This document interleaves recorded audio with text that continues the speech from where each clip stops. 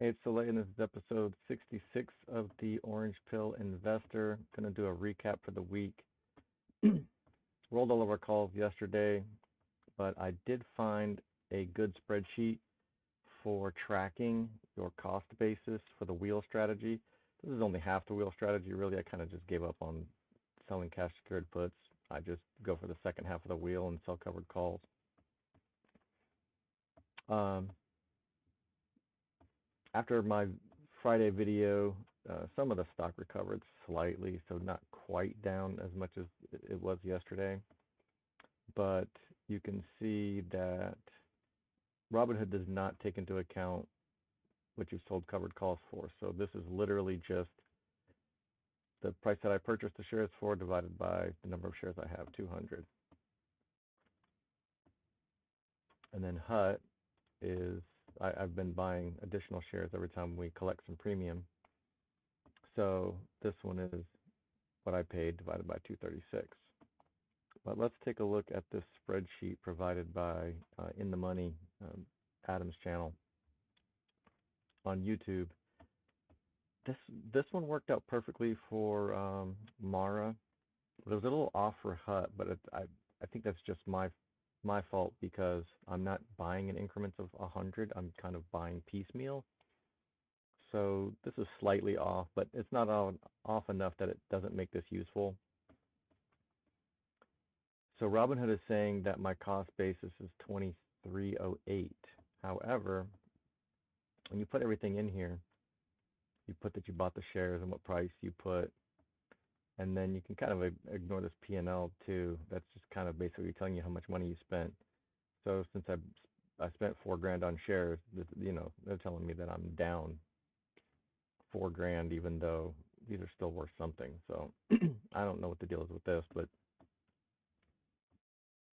um, and I kind of manipulated this slightly. So sold covered call, sold covered call. I actually did a roll on this one, so it counted what I bought it back for plus the new credit. And then this one, I went ahead and bought it and sold it, kind of put those in reverse order. But since this is the credit side and I bought the call back, I actually put it as a negative number so it would figure correctly. I tried to put it over here on the debit side, but it kept trying to like make it seem like I bought extra shares over here, and I went ahead and changed the formula on this too to just include all of these shares so that as I add shares, it'll just update automatically. But now that I think about it, I wonder if I was supposed to put, nah, that doesn't work. I wasn't able to figure out how to get it to work this way.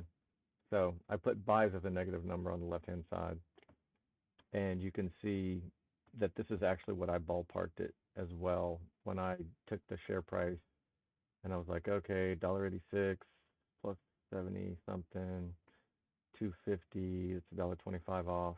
So the 2308 minus about $1.30 came out to this. So this is pretty accurate.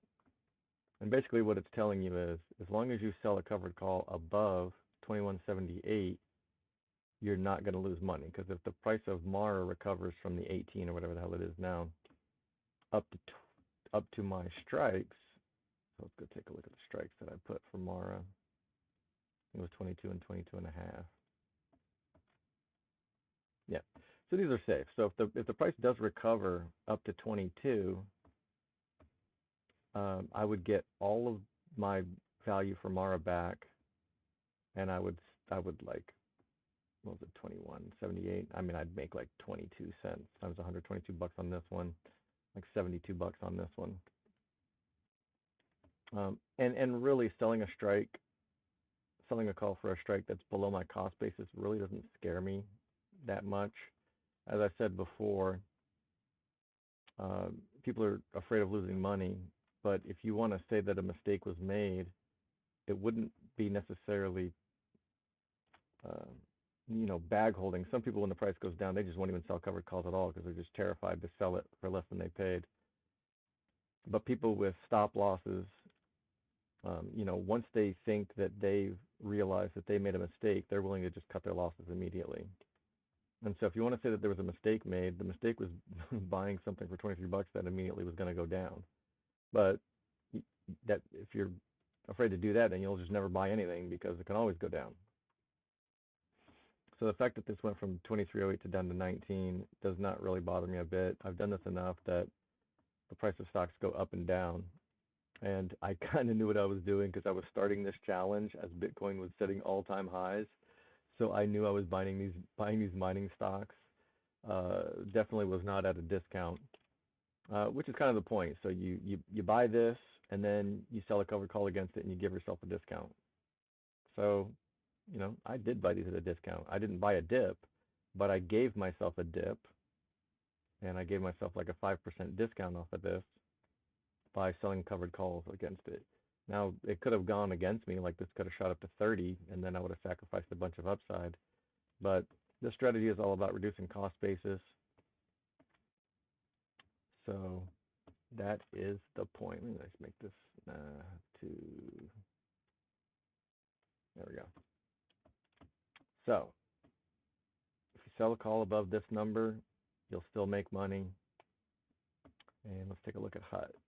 So HUT, the way that I have this is I reduced my cost basis by 30 cents per share, and I paid 7.56. So this should really be like 7.27. But since I've been kind of buying shares piecemeal, I think this just kind of doesn't like the fact that I have 236 shares of this stock instead of even multiples of 100. But this is still close enough. And so let's take a look at the HUT calls.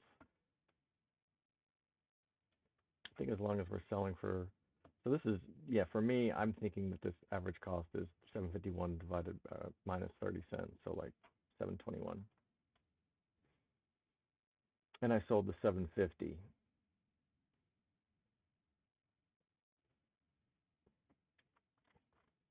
So this is pretty safe as well. I would make a very small profit, and I really don't want to lose these shares. So I've got a little bit of buying power anyway.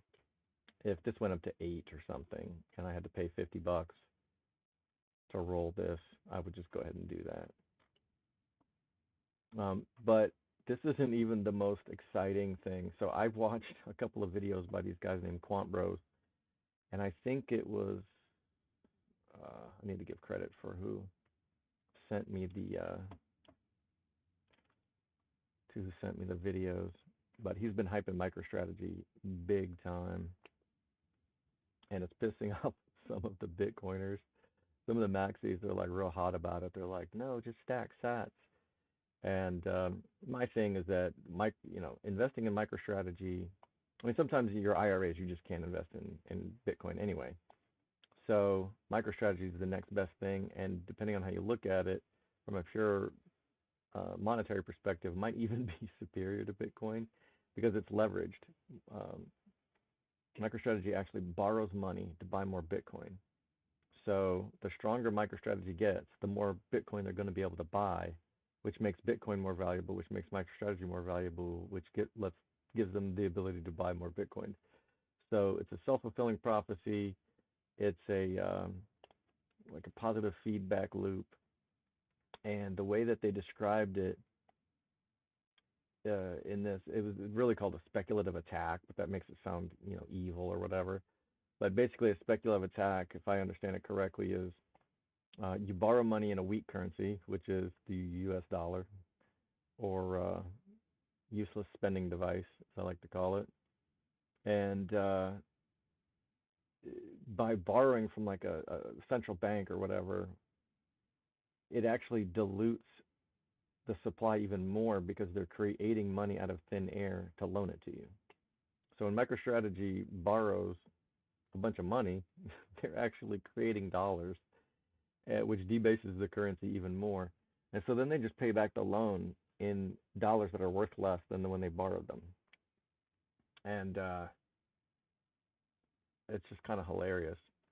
And so, I mean, technically any loan works that way. A lot of these investor bros are like, pay off your house, don't borrow money to buy a car, save it. And I think that's kind of hilarious because I make 1% a week on my capital minimum. I wouldn't even bother if it wasn't 1%. I mean, I guess if the VIX was just so weak that there was no premium to be had, there was no implied volatility on anything, and there was no premium, maybe I would suck it up and go down to 1% or 0.5% or whatever, just to keep reducing my cost basis, even though it wasn't as lucrative. But getting 1% a year, or excuse me, a week, adds up to 52% a year. And really, if you're buying 100 shares every week and selling another covered call, you're getting 1% of 1%, which is really like a 77% return for the year. So when people say, "Oh, you want to save 5% interest and don't finance a car," and one guy was even like, "Well, would you finance a 20-year-old $2,000 vehicle?" I'm like, "Hell yes!" Like that $2,000, I can get 1% a week on. That's that's $20 a week times 50 weeks. It's $1,000. Like I can make $2,000 in 2 years off that 2 grand and pay off the damn car early if I wanted, or I can just keep making money with it. Like, but not only that, as inflation, I argued with another guy about inflation rate, and he's like, "Oh, inflation's 3%." And I'm like, "No, dude, the S&P and real estate is the inflation rate." I think Breedlove and Saylor explained this before, but maybe even Safety and a Moose, but probably Safety actually. Now that I think about it. Anyway, one of the big names. So, well, definitely Sailor's talked about it, but in any case, um, you want to figure inflation in everything, but if you're going to make a proxy for it, you want desirable assets. So the S&P is a desirable basket of assets. Real estate is a desirable asset as long as it's in a desirable community. The inflation rate on a house in the middle of West Pennsylvania isn't going to appreciate like New York City, Miami, LA, places that are artificially uh, the prices that are artificially raised due to zoning laws and whatnot. So, uh, what I think is what makes sense is that inflation is probably like 10% for the last 100 years, and the S&P works out to about 6.5% because it was described in one of the videos that technology is naturally deflationary. So not only should there not be any inflation, there should actually be deflation, which you should be able to just save your money, and that money is actually worth more in the future, not less. And so, really, inflation, in order to knock out that 3% that we should be benefiting from, and then tack on another 7%, which is how much real estate and the S&P goes up, in real inflation for the last 100 years is probably 10%. I think that's the way I understand it. And if anybody feels free to correct me, I won't believe you, but you can try. And so, why would even my house? I mean, if you've got anything under, I mean, I can get 1% a week. So anything, unless I'm paying 50% interest on my house, I'm just not going to pay it down early. I don't see the point. There's no reason for me to do it. And if I did pay it off early, I would just wish I had access to that equity, and I just want to refinance it and start over. So I'm not paying it down early, um, and really it's to your advantage. And that's why I started talking about inflation. Is anytime you get a loan, you're just paying them back with weaker money because dollars in 10 years are going to be debased 10% a year. So you can borrow money now and buy something with it before it gets expensive. And then you can pay the bank back with dollars that ain't worth a shit. So when they say, "Oh, the banks are a scam and they just making all these billions off of people," I'm like, "Yeah, kinda," but that's because most people are just buying dog shit. They're going to the mall and buying shit, and they're going to the drive-through and they're buying shit, but they're not borrowing money to make money. And as long as you're going to put your money to work and you're going to earn more interest than you're paying the bank, then it is to your advantage to borrow the money and make more money with it. I mean, that's why people borrow money to start businesses. They borrow $100,000, and whatever the monthly payment is on that for 10 years or whatever, I don't know how long you can get a business loan for even, but you're going to have a business plan that says, I'm going to make more money with this business than it cost me to pay the loan. That's that's that's how that works. So really, by putting, if you can, I basically feel like if I can make more money in the stock market than I'm paying an interest on anything, then I'll pay it. I mean, I transfer my credit cards back and forth, 0%. So I pay like the balance transfer fee of 3 to 5% a year. That's my interest rate on credit cards. Now, if I was to ever actually let that lapse, then I'd be paying 20, 30% or whatever the hell that ungodly number is. But to a certain extent, I still kind of wouldn't care because I'm making 50, 60% returns. I I just don't get what the anxiety about debt is. I think it's Robert Kiyosaki. I still haven't read his Rich Dad Poor Dad book or whatever, but the gist I get from it is just rich people just amass fortunes and then borrow against them and never pay taxes because they never claim a profit. They just own an asset and they buy low, develop it, and instead of selling high, they just borrow against it and live off the borrowed money and then just pay it back never, I suppose. Um, Now you can overextend, you can over leverage, and if your income drops and you can't make the payments, then it sucks to be you. But yeah, those are the little Twitter beefs I have, I guess. All right, so that is the status. Overall, not quite down the 20% that it was down before. Let's see if Robinhood is. Oh yeah, Robinhood is actually not shitting the bed now. So yeah, down 15%. So you always want, number go up, but sometimes number go down, and that's just how it is. But I collected total credits. Collected $100, collected $260, so collected almost $300. So if someone else was purchasing the exact same stocks I purchased and took the same losses that I took, they would have 300 and something dollars, 300 or 400 bucks. Anyway, I can't even remember now. 10 seconds ago, but they'd have under $4,000 of value here. I have an extra 300 or 400 bucks of buying power, of value, because I sold covered calls and reduced my cost basis. So I was able to use that money to buy an extra 36 shares of HUT. And I did that, kind of for free. Someone was willing to pay me for the privilege of limiting my upside, and then I took their money and I bought more shares with it.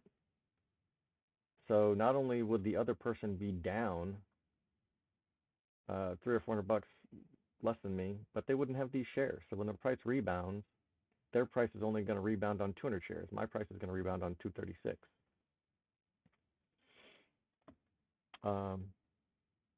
Yeah, and that's all I got to say about that. All right, be good, Joe.